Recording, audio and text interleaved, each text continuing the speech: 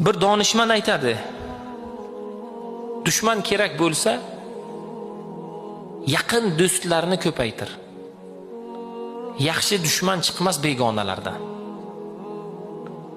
Bugun kimdan pand yeyapmiz? Yaqinlarimizdan pand yeyapmiz. Chunki ularning oldi berdisida, muhabbatida, ular bilan har narsada haddan oshganligimiz uchun.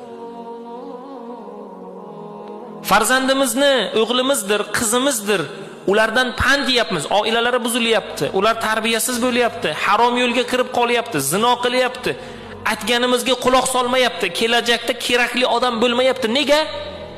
Ularning muhabbatida haddan oshganmizki, qattiqqo'llik qilmaganmizki, nazorat qilmaganmizki, aytganini aytgan, deganini degan, muhayyo qilganmizki, bugungi kunda haddan oshganimiz uchun nima bo'lyapti? Ulardan pand yeb qolyapmiz bugun.